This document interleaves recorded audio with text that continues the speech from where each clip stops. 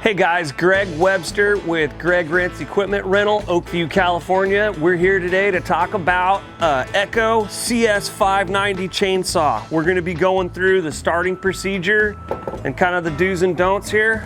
You're getting the right way, the wrong way, and this is Greg's way.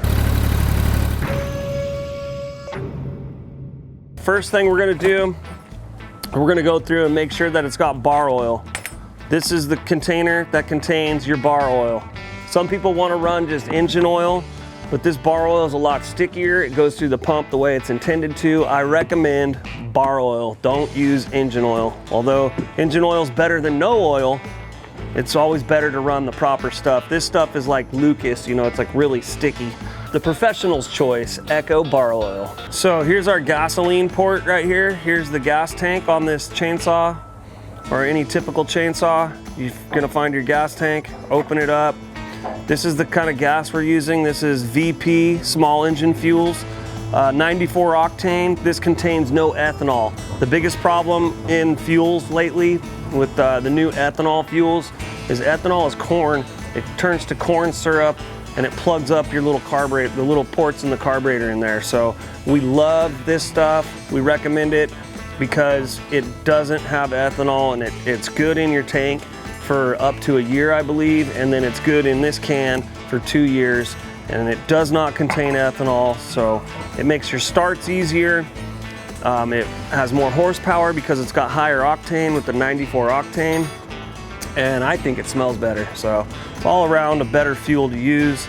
Our tank's full, so I'm not gonna have to add any. Okay, moving right along, we're gonna open up the air filter on this puppy. Just make sure the air filter's nice and clean. Opening up this air filter on this Timberwolf CS-590. Bada bing, bada boom. Got a little bit of debris. You can always tell if you're sucking dirt, as if there's dirt in the intake throat. This looks pretty clean.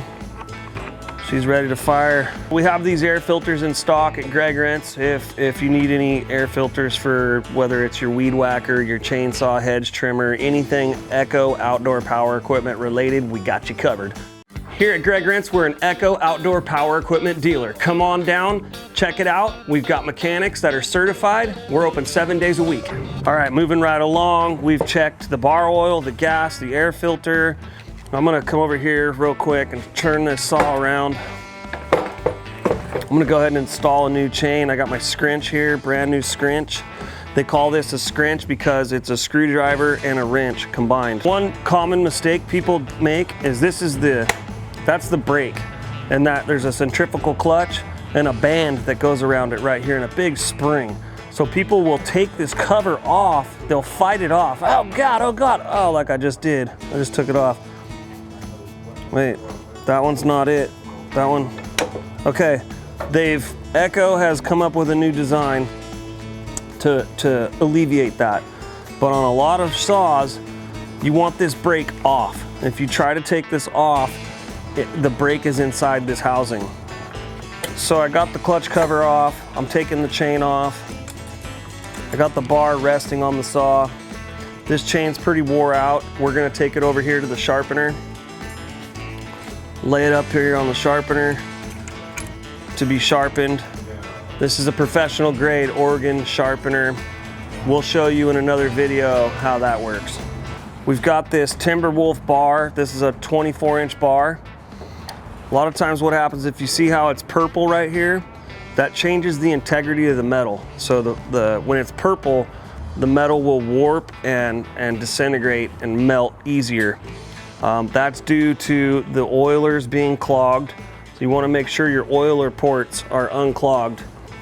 This is an oiler port right here, and a lot of times that'll get grease in there. Here's another one on this side if you flip the bar upside down. This bar is close to $100, somewhere give or take. The chain, I want to say, is about $30. So it's a lot cheaper to, you can sharpen a chain probably a dozen times, but once you turn the bar purple, you're gonna need a new bar. What clogs these oftentimes in my experience is when you're cutting and you're going through the log and you get to the bottom of it and the shavings are going down through the back of your cover. The shavings, that's what this is. The shavings are running out the back.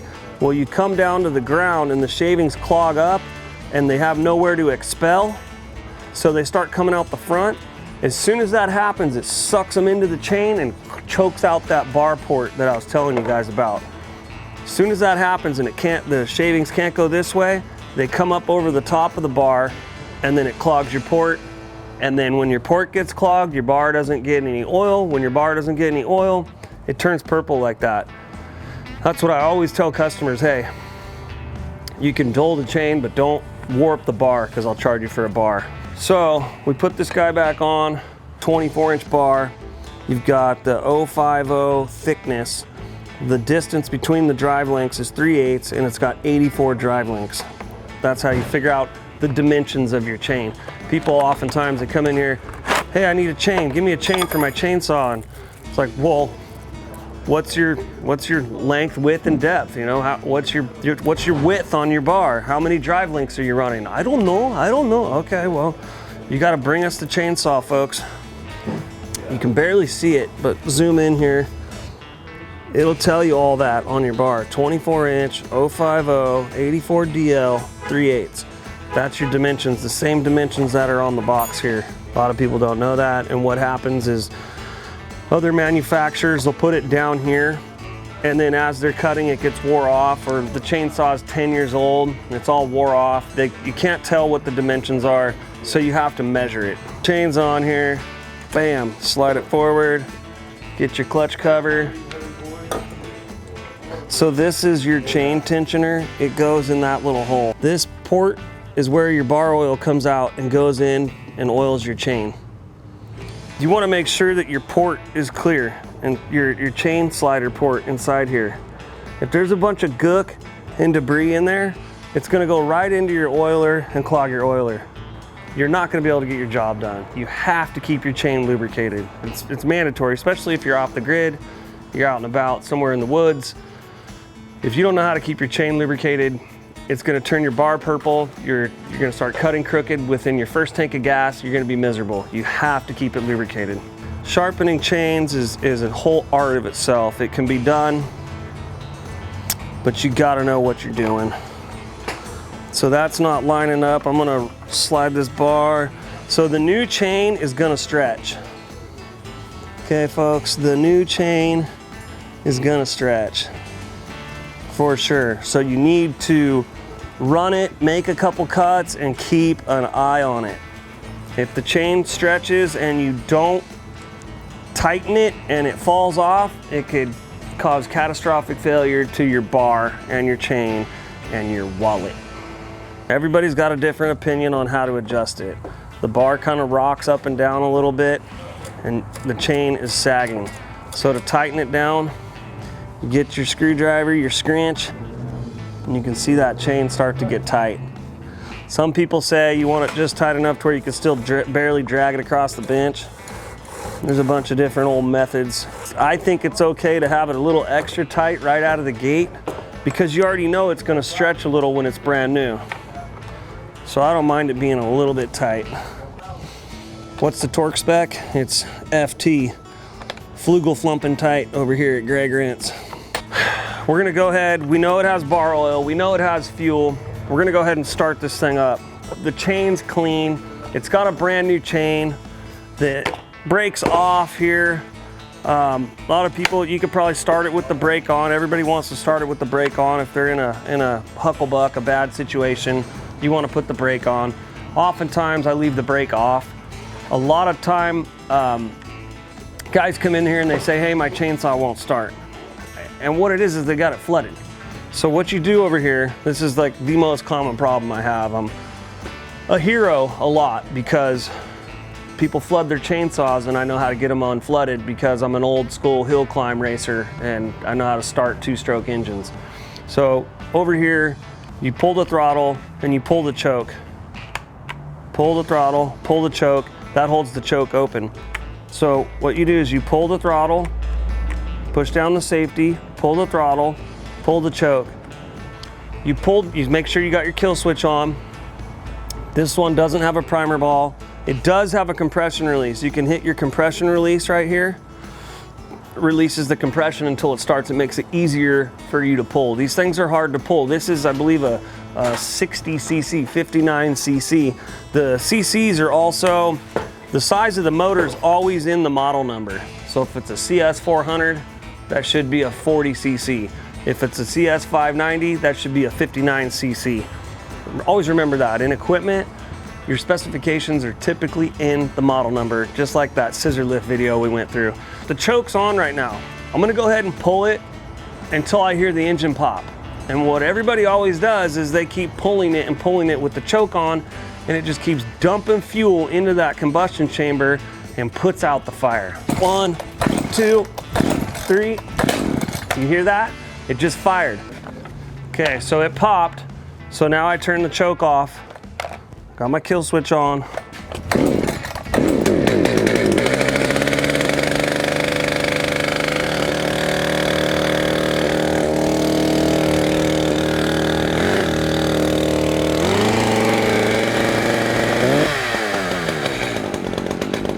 Pull it 2 or 3 times until you hear the engine pop. Once you hear the engine pop, you push the choke in. You pull it again, it fires up. You'll notice it's kind of at a high idle. That part, it's like warming up on a half choke. Then you're able to hit the throttle and it takes the choke all the way off. That's the sequence. What people do is they just keep pulling it. They keep pulling it and pulling it and pulling it with the choke on. They keep doing this. It won't start, it won't start. And they get all frustrated and they pull it, and they pull it, and they pull it, and they pull it.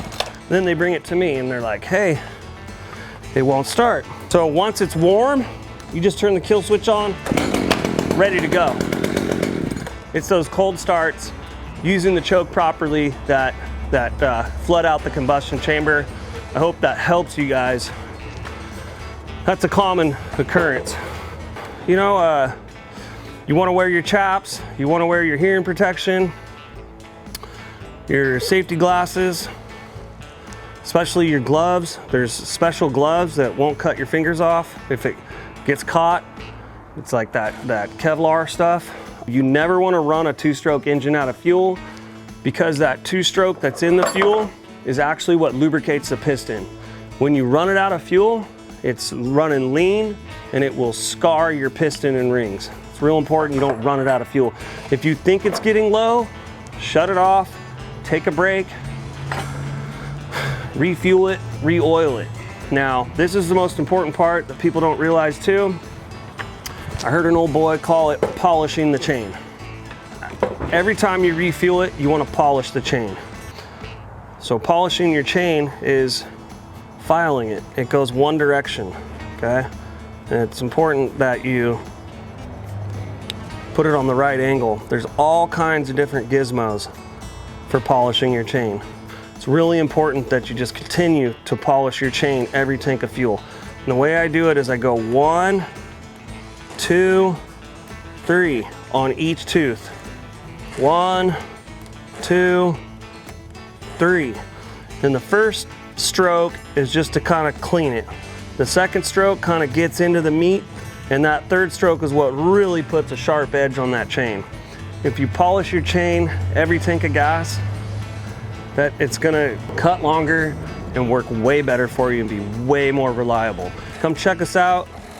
The right way, the wrong way, and Greg's way today. It's Friday, baby. Make it a good one. Like and subscribe. We're out. We're out.